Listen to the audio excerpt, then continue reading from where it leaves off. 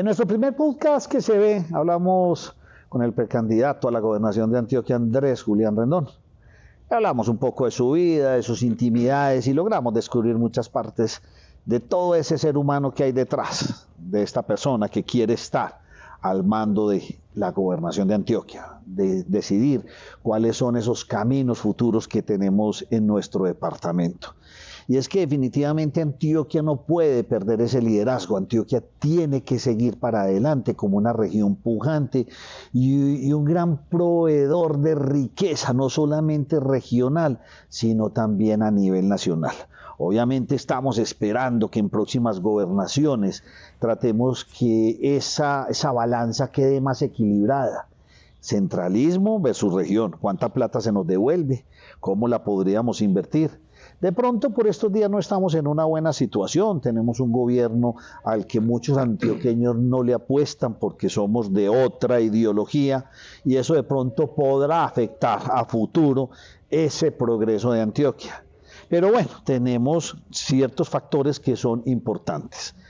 Una Antioquia agrícola, una Antioquia industrial, una Antioquia generadora de grandes recursos hídricos, hidroeléctricos, una Antioquia con gente muy trabajadora. Y no podemos parar porque cada vez que pasa el tiempo, los retos son mayores. Hay que buscar más eficiencias, hay que buscar mayor productividad, hay que buscar mayor conectividad, porque esto ya no es solamente de construir vías. También tenemos que ir a esa gran construcción de una conectividad digital. ¿Por qué? Porque en el fondo muchos pensamos que será que vamos a seguir, no sé, cultivando chuvas para vender chuvas, cultivando aguacates para vender aguacates, o será que llegó el momento de hacer otros factores y darle valor agregado a toda nuestra producción. Cultivar aguacate para vender guacamole, pero ¿qué pasa con la pepa? Sale unas tintas y sale una cantidad de productos y ¿cómo eso tendríamos una cantidad? ¿Quiénes son los grandes promotores de todas estas ideas? Obviamente, uno de los facilitadores son nuestros gobernantes, son los que tienen que construir estrategias para que sigamos hacia adelante. Y no nos podemos quedar en ese limbo todavía donde ya tenemos una gran cantidad de vías, las famosas 4G, pero cuando vamos a llegar a esas otras poblaciones generadores de riqueza de cultivos, la conectividad es mínima. Y seguimos con ese gran dilema en nuestro departamento. La intermediación está agotando al campesinado, no solamente en Antioquia, sino en el país. Pero bueno, nos interesa esa Antioquia. ¿Hasta qué punto vamos a seguir agotando a los pobres campesinos y que realmente sean estos intermediarios quienes se ganen una gran cantidad de esta tajada de plata que hay en este proceso? Julián, bienvenido. Nacho, muchas gracias por tenerme de nuevo aquí en tu programa. Muy complacido de estar aquí con vos y con todas las personas que nos ven y nos escuchan. Hablemos por regiones y quiero arrancar por una que es una región rica, poderosa, una región con un futuro increíble que esperemos una vez sea terminado el túnel del Toyo, estará completamente conectada con Medellín. Y Medellín en el fondo repite esa historia, centralismo. Todo está centrado en el Valle de la Aburrá y el área metropolitana. ¿Cómo empezar a acabar con esto? Y me voy para el Urabá. Y usted habla de una cosa que a mí me llama mucho la atención, pero que en el fondo es su deber ser como mandatario. Es decir, vamos a solucionarles esos servicios públicos básicos. El agua, la luz, el internet, el saneamiento básico. Usted lo tiene como premisa. Sí. ¿Por qué? Porque usted ve una gran falencia. Pero ese es su deber ser. De ahí para adelante, ¿qué más hay? ¿Qué ha pensado usted en el Urabá? Lo que pasa, Nacho, es que los territorios se ordenan alrededor de dos ejes estructurantes: los servicios públicos y la movilidad.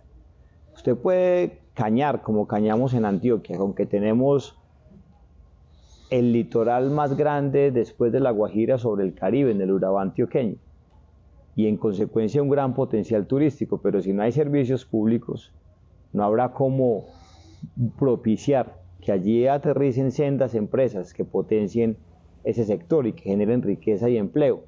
El Urabá tiene 500.000 hectáreas listas para producir bienes con vocación agroexportadora, distintos a los que ya tradicionalmente toman lugar allí, pero no tenemos distritos de riego ni obras de drenaje, entre otras cosas porque no tenemos continuidad definitiva en materia de provisión de agua, por ejemplo.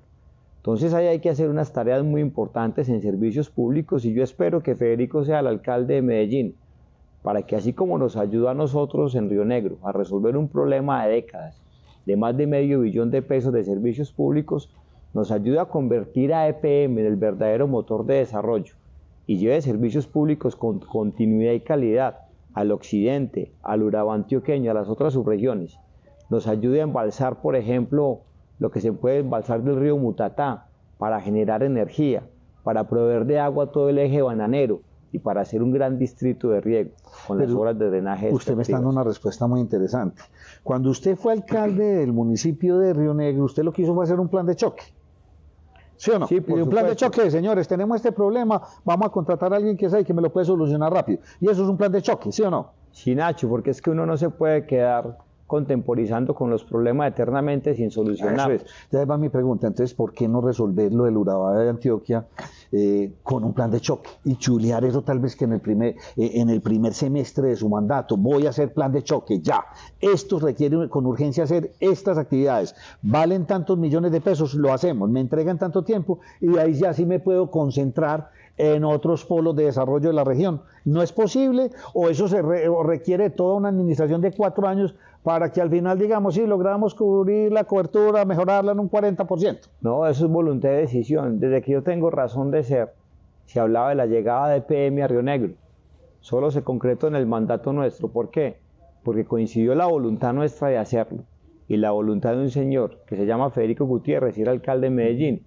Yo estoy seguro que si yo soy gobernador de Antioquia, con el favor de los antioqueños y de Dios, y él es alcalde de Medellín, habremos de convertir a EPM en un motor de desarrollo, no solo para Medellín, sino para todo el departamento. ¿Cuánto puede valer este proyecto de saneamiento básico, por llamarlo así? O sea, agua, aguas residuales, tener estos acueductos.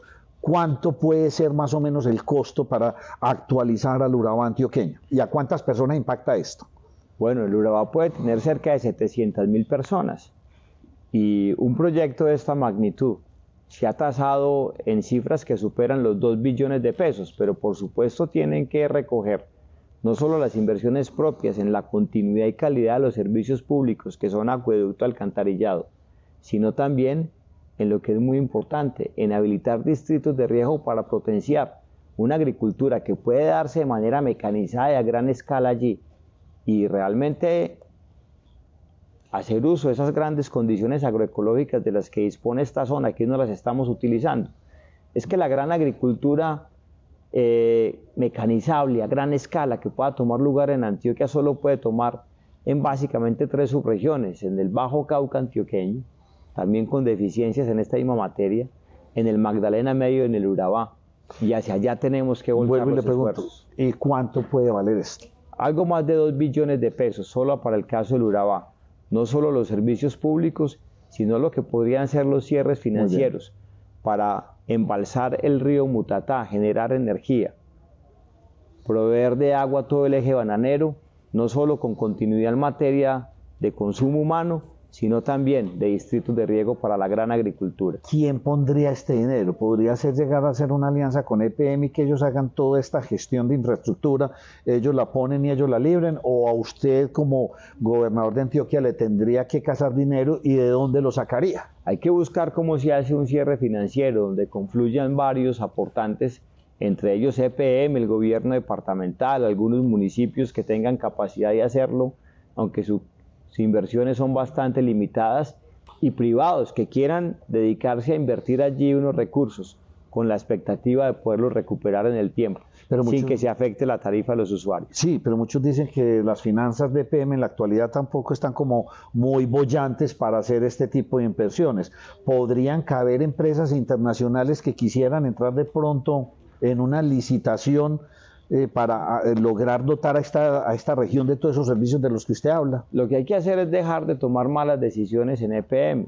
Cuando yo le preguntaba a Federico el por qué hacía lo que hizo con Río Negro con tanta generosidad, y me respondía es que eso era lo que debe haber tomado lugar hace muchos años, en lugar de haber sido votar 1.500 millones de dólares como lo votó entre el 2012 y el 2015 EPM en Antofagasta, Chile, en Centroamérica, como los votó este alcalde con afinia, EPM tiene que ponerle coto a esas inversiones por fuera del territorio antioqueño que no son productivas, que no son rentables, y dedicarse a resolver cosas que promuevan el desarrollo de Antioquia y que le generen réditos al patrimonio que tiene la empresa. ¿La situación es así de compleja en el Urabá antioqueño o es una situación manejable? Y le hago esta pregunta en el sentido de que es, digamos, vamos a dotar de servicios públicos a toda esta región.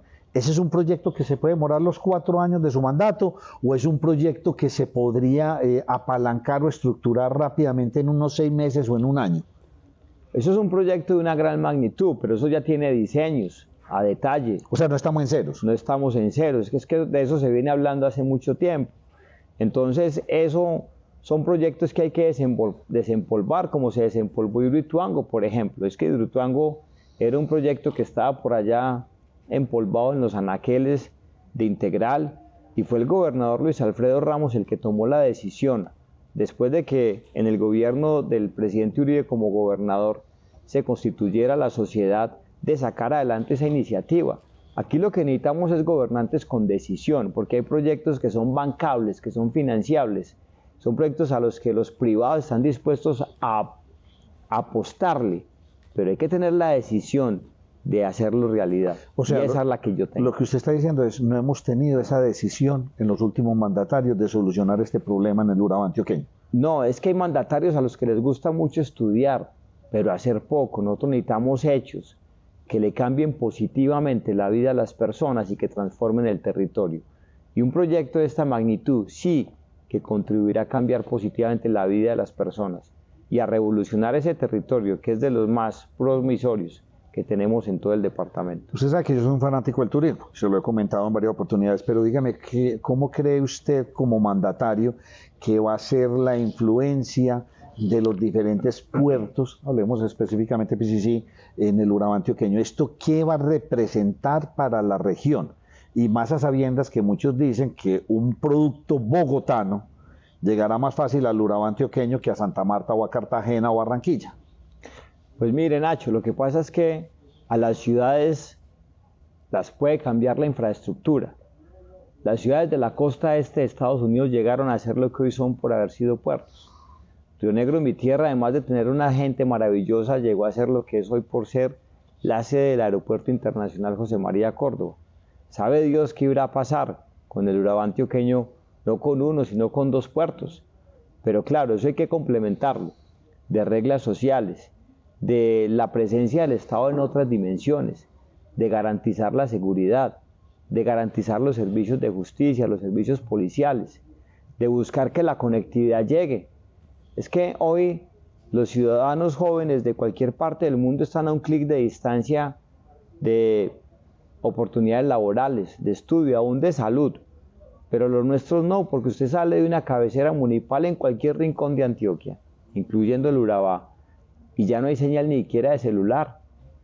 Nosotros nos estamos perdiendo lo que hoy ofrece el mundo entero por una cosa tan básica como es la de no tener internet de buena capacidad, buena cobertura, de buen acceso en todos los rincones de Antioquia. Eso también tiene que ser un desafío.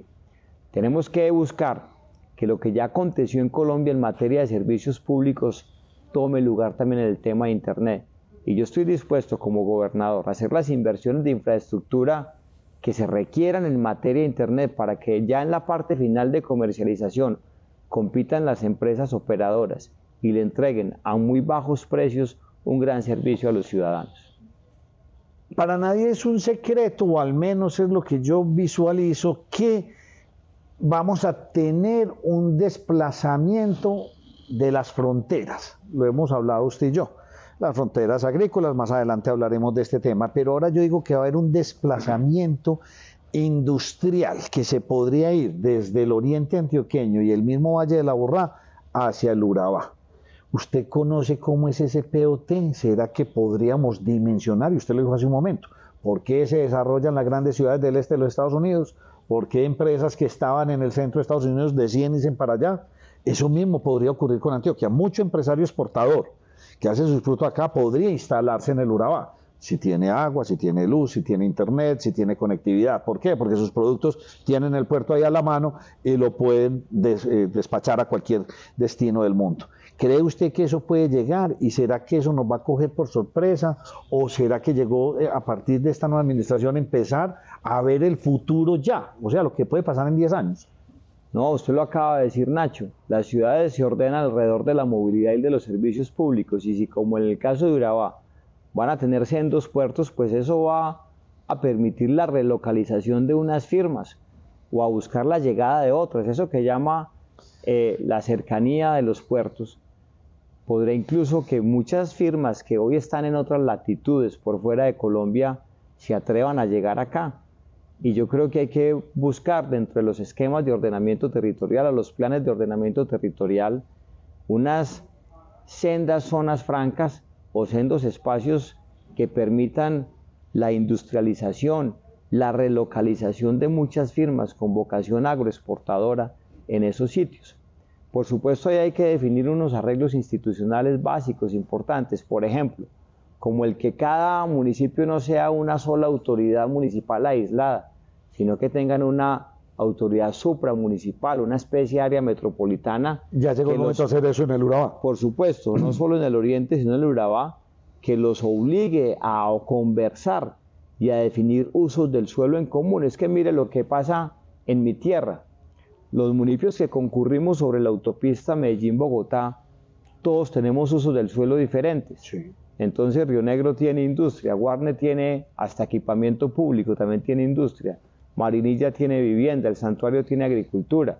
Y es el mismo corredor de la autopista Medellín-Bogotá. ¿Por qué? Porque no hemos tenido una autoridad supramunicipal que nos obligue a compatibilizar nuestros planes de ordenamiento territorial. Así que a veces las avalanchas del desarrollo nos obligan a tomar decisiones con mucha prontitud y con mucho rigor, y yo creo que ese momento le llegó no solo al oriente, sino al Urabá. Al Urabá, importantísimo. Yo le voy a poner un ejemplo que lo hablaban estos días, con algunos directivos de Sofasa. Hombre, para Sofasa, que es un gran, no solamente produce vehículos para el mercado colombiano, sino para el centroamericano y para muchos países. ¿Dónde debería estar Sofasa? En el Urabá. Entonces, ¿será que el Urabá solamente va a ser industria agroindustrial? ¿O el Urabá va a tener empresas como confeccionistas, productores de vehículos, exportadores ya de producto terminado? Eso habrá que crearle zonas francas, habrá que crear zonas industriales. ¿Está preparado con su dirigencia del Urabá para afrontar esto y que esto quede bien hecho? Porque tiene una ventaja, Julián, eso es un territorio plano, que usted lo puede diseñar como si fuera una gran ciudad de Estados Unidos, pero aquí hay veces somos torpes y no hacemos esos desarrollos, lo que le está pasando a Montería. ¿Cómo evitar que le pase lo de Montería, lo que en unos territorios planos donde podría quedar todo muy bien articulado? Sí, no, se necesita una gran decisión de los líderes. Alguien decía que los líderes somos los que estamos en la obligación de tratar de mirar un poquito más allá de lo que se ve por la rutina inercialmente todos los días, y de comentar y de contagiar eso con los demás. Entonces a nosotros nos toca visorar eso y desde ya pensar en cómo lo vamos a encarar. Ese es el verdadero liderazgo, así parezca difícil, porque es que el liderazgo es para gastárselo aún en las causas más difíciles, porque las fáciles habrá mucho quien las emprenda. Hablar de lo cotidiano y de lo que es obvio, pues no requiere mayor esfuerzo, pero tomar decisiones, pensar en una sola autoridad supramunicipal en el tema de planeación, genera unos celos entre apartado o turbo, como los ha generado en el oriente entre Río Negro, Marinilla, pero que se requiere, y hay que hablar de eso, sin mucho cálculo político, porque eso es lo que realmente le permitirá la vida de los habitantes de allí ser cambiada y también transformar el territorio mismo. ¿Se compromete usted en este momento aquí conmigo y le dice usted a la gente aquí, a estas pantallas, si usted es gobernador de Antioquia, los servicios públicos en el Urabá antioqueño serán resueltos? Yo soy una persona cuya mayor utilidad está en enfrentar problemas y resolverlos. Yo resolví un problema de décadas en insuficiencia de servicios públicos, en infraestructura vial en Río Negro. Si yo soy gobernador de Antioquia, con el favor de Dios y de los antioqueños. yo les aseguro que resuelvo el problema de servicios públicos en el Urabá. Y no solamente en el Urabá, del que hay en el occidente. Y hago las obras y tomo las decisiones que realmente le competan al gobierno seccional para que la vida de los habitantes de esos territorios cambie y se transformen esos territorios positivamente. Volvemos al otro extremo de nuestro departamento, Bajo Cauca, Magdalena Medio. ¿Será que nos vamos a quedar solamente con el tema de seguridad, del que tanto siempre se habla? ¿O hacia dónde puede ir esta región? Te decía ahorita, Nacho, que subregiones como el Magdalena Medio, el Bajo Cauca, que comparten muchas condiciones topográficas, como con las que tiene el Urabá, que son mecanizables, pueden ser los sitios desde donde se produzca una gran revolución agroexportadora en nuestro departamento. Eso requiere, por ejemplo, garantizar la seguridad. Es que sin seguridad no hay nada. Los romanos decían que la seguridad es el primer bien de la república. Nosotros no podemos dejar a vastas zonas del Urabá antioqueño, el Bajo Cauca y el Magdalena Medio a merced de los bandidos. En el Bajo Cauca, el Clan del Golfo parece la autoridad. Extorsiona desde una pequeña chaza hasta la gran minería legal o ilegal. Hay que enfrentar con determinación el crimen. Hay que enfrentar expresiones del crimen como el microtráfico de drogas, que articula muchas otras expresiones alrededor de los secuestros, de las extorsiones, del fleteo, del robo, etc. Y en eso tiene que haber una gran determinación por parte del próximo gobernador.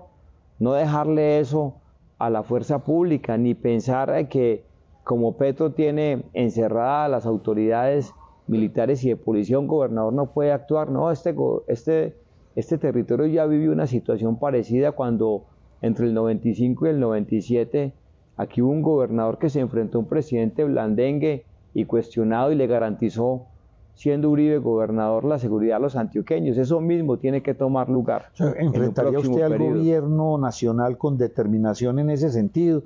Es decir, si vemos que la seguridad se deteriora en ciertos territorios antioqueños, ¿usted como gobernador le exigiría a nuestras fuerzas militares, policiales, que actúen así el gobierno diga que no? Por supuesto, es que es una obligación constitucional de ellos y del gobernador y del mismo presidente. Otra cosa es que no quiera hacer uso de ella. Pero mire, Nacho, la fuerza pública nuestra es una fuerza pública muy profesional. Esa es gente que ha sido formada, preparada para proteger la vida, la honra y los bienes de los ciudadanos. Tienen mística, tienen compromiso, tienen principios, la mayoría de ellos son buenos.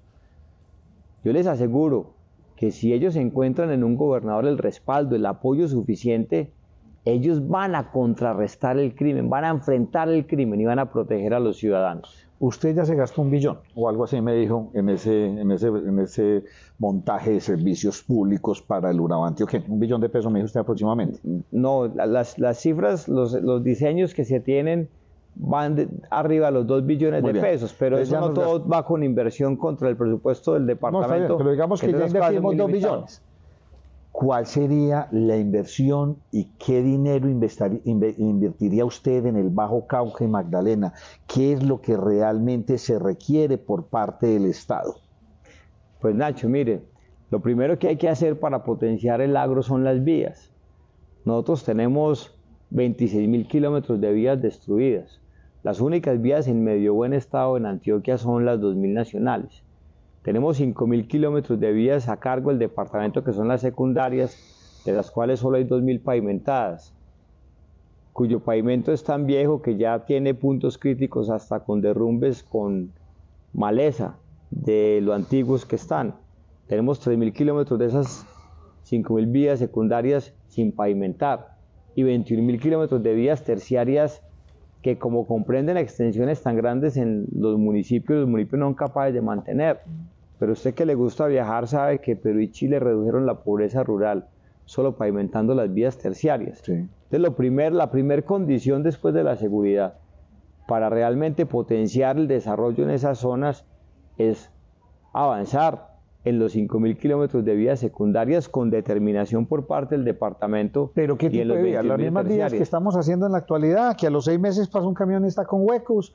Hay un caso patético en este momento, un derrumbe entre el Peñol y Marinilla, y ya van 6 meses y parece ser que la ingeniería no tiene solución y no son capaces de resolver un problema de esto en un mes o en 15 días, y lo mismo pasó por allá entre Santa Bárbara y La Pintada, y pasa el tiempo.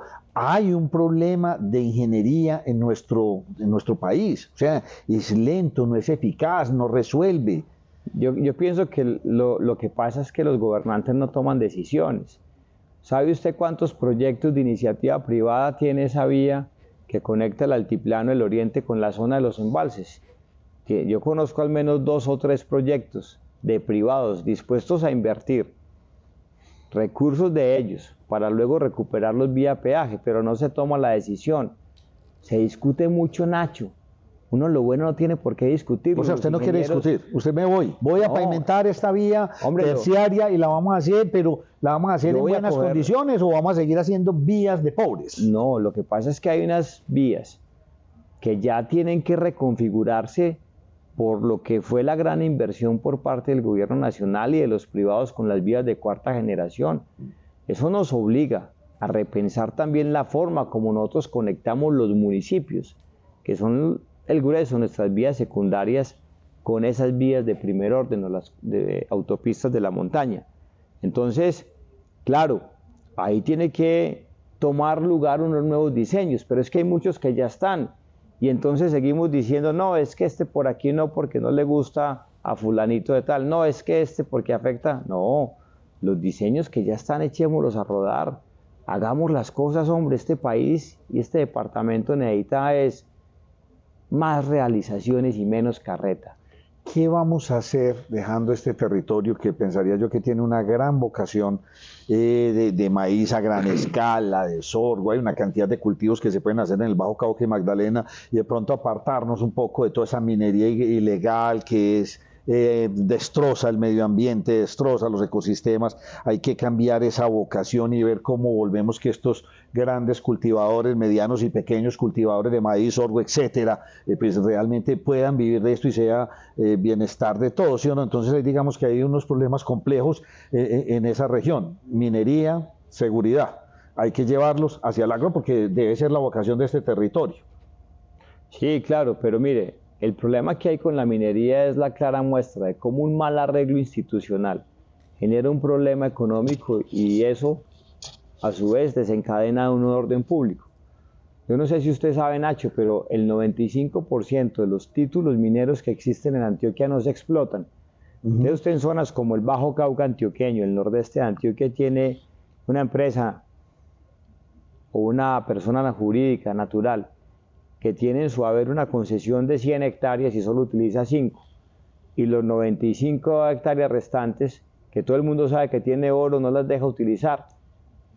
En una zona donde ancestralmente la gente ha vivido de la minería, se mete así sea a la brava a explotar las 95 restantes. ¿Qué propongo yo? Que grabemos con X pesos a él si tiene la explotación en su haber de las 5 hectáreas, pero con 10 veces X por las 95 que no explota. ¿Para qué? Para que tenga incentivos de entregarle a ella las áreas que no está explotando, por supuesto bajo unas prácticas legales y ambientales, pero que todo el mundo pueda trabajar. Pero eso que usted está diciendo no es como muy discurso popular, y se lo digo en el siguiente sentido. Petro, durante este gobierno se le quitó esa potestad de dar licencias para extracción minera al departamento de Antioquia, que es lo único que lo tenía. Solo en los grandes proyectos. En los grandes proyectos. Pero viene reforma del gobierno, dicen que en el segundo semestre ya van a sacar toda la nueva reglamentación minera. Entonces dependemos de políticas de Estado. ¿Usted está dispuesto a enfrentar esas políticas de Estado sabiendo que Antioquia ha sido un departamento muy minero? Es que Antioquia es un departamento minero por excelencia. ¿A usted le gusta la minería? Incluso a mí me gusta la minería con las prácticas legales y ambientales bien definidas, sin que deterioren el ambiente. Yo pienso que en Colombia siempre nos ocupamos mucho de hacer las cosas subrepticiamente, por debajo de la mesa, de volver todo muy complicado, muy difícil, de darle incentivos a la gente para que actúe más en la ilegalidad que en la legalidad. Hay un premio Nobel de Economía que se llamó Douglas North, que dijo que la palabra clave en la economía se llama incentivos. Si usted no establece los incentivos correctos, genera un gran desbarajuste. Si usted tiene hoy un arreglo institucional que impide que se trabaje en minería ilegalmente, pues no va a encontrar con ese mismo arreglo condiciones para que la minería se trabaje legalmente, con buenas prácticas ambientales. Tiene usted razón. Es Entonces, lo que uno hace con los hijos. Yo doy premios a mis hijos. Hiciste bien la cosa.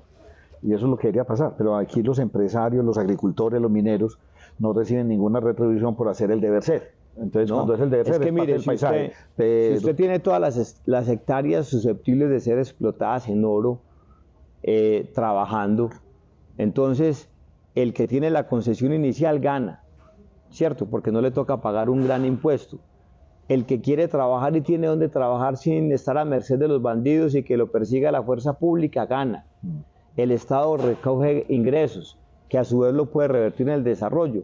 Pero hoy lo que tenemos es un gran daño ambiental, los bandidos extorsionando la actividad minera legal o ilegal y un montón de hectáreas susceptibles de ser explotadas bajo buenas prácticas ambientales, deteriorando el tema ambiental. Suroeste del departamento se está degenerando a una velocidad impresionante, donde tenemos todos estos grupos al margen de la ley, traficando drogas y contaminando. Una región que era muy tranquila pasa a tener una gran complejidad. Mucho cultivo de cítricos, mucho cultivo de café y otros productos, también una buena despensa. ¿Qué ha pensado usted del suroeste antioqueño, el cual ya dentro de muy poco va a tener muy buena conectividad? Pacífico 1, Pacífico 2 ya funcionando. ¿Qué ha pensado usted de este territorio? Hay que combatir el crimen con determinación, Nacho. Y cuando yo fui alcalde de Río Negro, encontré en un instrumento que proveía el Código Nacional de Policía la mejor herramienta para acabar con el microtráfico. Yo en Río Negro, cuando llegué, me topé con 3 estructuras delincuenciales del microtráfico que asesinaban a la gente, que secuestraban, que extorsionaban, que amedrentaban a la población, que eran los responsables del fleteo. Y en ese código de policía que reza su disposición, casa de vicio que le reporten a un alcalde por cuenta de la policía judicial, si ese alcalde quiere la puede tumbar. Yo tumbé 20 casas de vicio. Si yo soy gobernador de Antioquia, voy a tumbar todos los expendios de vicio que me reporten las autoridades locales y que me reporte la Policía Nacional. Entonces ahí su foco sería muy seguridad y muy narcotráfico. Es que esto es para todos los territorios, ¿sí o no? Pero hay unos que tienen más énfasis. Lo que usted lo destacaba, Nacho. Hoy el microtráfico está afectando a la subregión del suroeste, muchísimo. Es de las zonas del departamento donde más dificultades de seguridad hemos vivido por cuenta del microtráfico. El microtráfico tiene que enfrentarse con determinación. Mientras en el mundo no se tome una decisión distinta sobre la lucha contra las drogas, a nosotros en Colombia no nos queda más que combatir ese flagelo que tanto daño le ha causado a Colombia. Yo encontré en ese código de policía y tumbando las casas de vicio un gran instrumento. Es que yo fui secretario de gobierno de Antioquia y fui alcalde de Río Negro y nunca vi prosperar un proceso de extinción de dominio. Es decir, nunca vi prosperar una acción judicial en contra de alguien que cultivaba droga o que la expendía en su casa para quitarle la propiedad por estar en una actividad ilícita. Y fue solo a través de una medida administrativa, que es el Código de Policía, que le permite a un alcalde tumbar las casas de vicio, donde dejé a Río Negro con una tasa de homicidios de 1 dígito y desaparecieron todas las estructuras criminales dedicadas al microtráfico. Ya al final de mi mandato fue un barrio que había sido reconocido por ser muy violento en Río Negro y la gente salía feliz a la calle, contenta, llorando de alegría porque ya no tenían los bandidos encima. Tenemos que volverle a permitir a los antioqueños, Nachos, que se acuesten y se levanten sin miedo. ¿Cómo mitigar el problema que estamos viviendo, sobre todo con el oriente cercano, la región del oriente antioqueño? El oriente cercano, el Retiro, Río Negro, Guarne y todos estos alrededores se están volviendo de vivienda. Muchos tienen su vivienda allá y vienen a trabajar a Medellín, lo cual tiene en cierto colapso el túnel, que todavía no le vemos esa proyección de hacer esa segunda vía. Y esto ha llevado a su vez a que se desplacen las fronteras agrícolas. Fuertemente se están hacia San Rafael, el Santuario, el Carmen, Marinilla, el Peñol, Guatapé, se están desplazando hacia allá. Pero usted me dio un dato que me impactó mucho. La tasa de desempleo en el oriente antioqueño es digna de admirar, siempre estará en un solo dígito y es bastante baja. O sea, hay buena empleabilidad en el oriente antioqueño. ¿Qué hacer para proyectar todo esto y para que realmente esto no se dé orgánica y desorganizadamente, sino que se dé con proyección? Todo digamos, toda esta colonización que se está dando ¿cómo es que? El Valle de San Nicolás. Nacho, cuando el desarrollo llega no hay que ponerse a pelear con él, hay que buscar la forma de encauzarlo positivamente. Usted bien lo destacaba, el Oriente tiene una tasa de desempleo que es del 4%. Para que usted se haga una idea, la tasa más baja que ha registrado Colombia, que fue para entre el 94 y el 95, fue del 8%. Los economistas decimos que cuando hay un registro tan bajo, esa es como la tasa natural de desempleo, es decir, que bajarla ahí es más difícil, pues la del Oriente es de la mitad del registro más bajo que ha tenido Colombia en la era reciente. ¿Qué quiere decir eso? Que en Río Negro y en el Oriente antioqueño hay básicamente en el altiplano hay condiciones de pleno empleo, esto es, todo el que quiera trabajar encuentra un sitio donde trabajar. Nos da mucho susto lo que pueda pasar con la reforma laboral, porque una de las dramas más grandes que tiene Colombia después de la violencia y la informalidad, eso de tener usted a 60 de cada 100 colombianos que trabajan sí, pero de cuenta propia en la agricultura sin seguridad social, que trabajan manejando un mototaxi sin seguridad social, vendiendo tinto en una esquina pero sin seguridad social, pues deriva que cuando ellos envejecen y están en la edad de jubilación, llegan allá sin ingreso alguno, empobrecidos, y esos tenemos 3 millones de colombianos. En Antioquia tenemos 500.000 mayores sin pensión. Hay que hacer algo como lo que hicimos en Río Negro, comprarles una pequeña asignación vitalicia. Pero volviendo al tema del Oriente, Nacho, una pequeña pensión, así sea de 210.000 pesos como la que hoy reciben en Río Negro, pero es que Petro no ha cumplido la de los 500.000.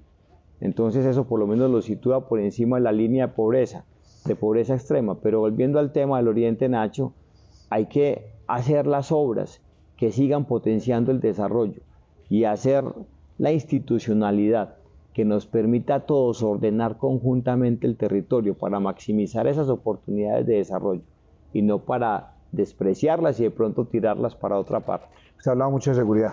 ¿Qué opina de Bukele, que está tan de moda en América Latina por este golpe que le dio a un país cooptado por la delincuencia y por todas estas pandillas? Me gusta su decisión de hacer cárceles. Nosotros tenemos que acompañar la gran operatividad que tiene nuestra fuerza pública en Colombia. Hoy un poco menguada porque el presidente los tiene encerrados, pero ellos son capaces de combatir el crimen. Tenemos que robustecerla con un accionar disuasivo de la justicia. Las medidas de justicia en este país no pueden seguir siendo que porque hay hacinamiento en las cárceles hay que sacar a los bandidos de las cárceles, o ponerles brazalete, o mandarlos para la casa. No, hay que construir cárceles. Así que a mí me gusta la decisión de Bukele de construir cárceles. Y si yo soy gobernador voy a construir tantas cárceles como se requieran para que el accionar de la fuerza pública sea acompañado por una muy buena decisión que por fortuna tenemos del lado de la democracia aún en Colombia, por parte de jueces y fiscales para combatir el crimen. Nacho, mientras este país tenga una fuerza pública comprometida protegiendo a los ciudadanos, contrarrestando el crimen, y tengamos jueces y fiscales independientes, hay esperanza en esta democracia. Así sea muchas cárceles. Así sea peleando con la propuesta de Petro. Es que no hay que pedirle permiso al presidente para construir cárceles. Muy bien. ¿Usted qué piensa de Federico Gutiérrez?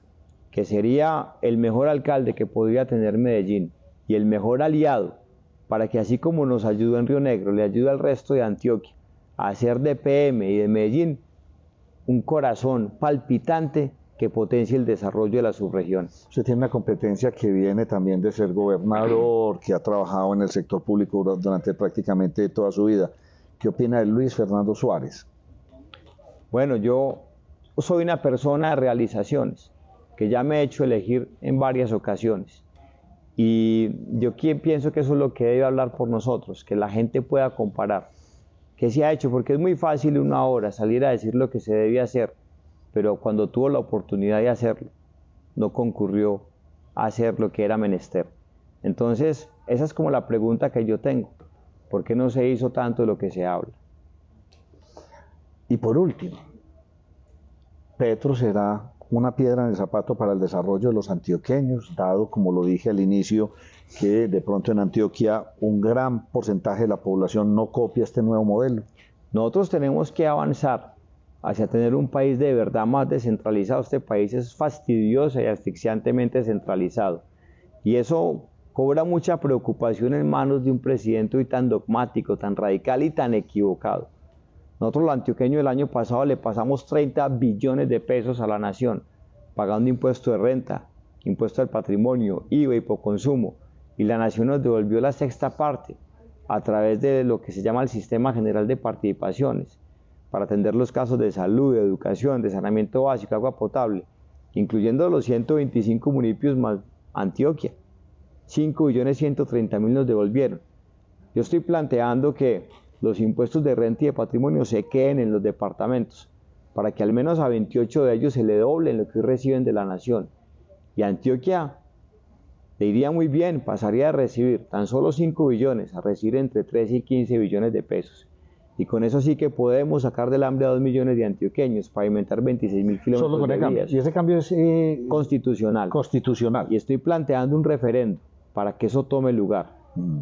Y ya le han copiado a otros departamentos y le han copiado, porque esto tiene que ser casi que un movimiento nacional. Claro, el comité promotor del referendo tiene a Tito Crichen, que es candidato a la gobernación de Atlántico. Sí. Tiene a Ana María Bello, que es también del Atlántico. Tiene a Paola Rivera, que es de la Sabana Cundiboyacense. Tiene al abogado Iván Cancino por parte de Bogotá. Tiene a Diana Ochoa por parte de todo el eje cafetero. ¿Y usted es el líder de este movimiento? Sí, señor. Usted arrancó con él y lo está moviendo fuerte. Y lo estamos moviendo fuerte, vamos a arrancar muy fuertemente con eso. Tiene a Abel Rodríguez, que fue secretario de Planeación del Chocó. Y tiene a Margarita Restrepo, congresista, y a Luis Begué por parte de Antioquia. O sea, mejor dicho, el que no se monte en este proyecto está en contra de su territorio. Pues hombre, es que es una forma muy fácil de doblarle los ingresos a la gente. Claro, de mejorar y dejar de depender del centralismo. Y de darle una cachetada al centralismo que no nos deja avanzar. Bien interesante, seguirá usted trabajando fuertemente por eso hasta que se... Sí, señor, hasta que se consolide. Tengo pues una responsabilidad muy grande, que es la de hacerme elegir como gobernador de los antioqueños, pero esto habrá de servirle no solo a Antioquia, sino a todos los departamentos del país, que son nuestro nivel intermedio de gobierno. Muy importante en la democracia, los departamentos. Andrés Julián, muchas gracias por haberme acompañado aquí en un podcast que se ve. Nos veremos en la próxima oportunidad cuando se vaya definiendo este trasegar político y donde estos precandidatos ya pasen realmente a consolidarse como candidatos. Todavía falta un buen tiempo, alrededor de 5 meses para esas elecciones en las que estaremos todos los colombianos ahí, dispuestos a seguir luchando por la democracia. Muchas gracias. Muchas gracias, Nacho. Una cosa final, yo soy el único candidato a la gobernación que nada tiene ni ha tenido que ver ni con Petro ni con Quintero. Ahora que usted me preguntaba por algunos de los competidores. ¿Y entonces Quintero qué? Soy el único candidato a la gobernación. ¿Qué opina usted de Quintero? Es un desastre y hay que evitar que el desastre que tomó lugar en Medellín se pueda replicar por cuenta de secuaces de Petro como Quintero en el resto del departamento. Entonces Esteban Restrepo no lo ve usted como fuerte para ser gobernador de Antioquia. Pues me parecería que está predicando un mal modelo que fracasó en Medellín y que no tendría por qué tomar lugar. Y también creo que aquí le cabe responsabilidad a la gente que ayudó a elegir a Quintero. Es que hubo gente que fue muy entusiasta en esa campaña y que hoy se quieren esconder. Muchos arrepentidos o vergonzantes votantes. Muchas gracias. Así es.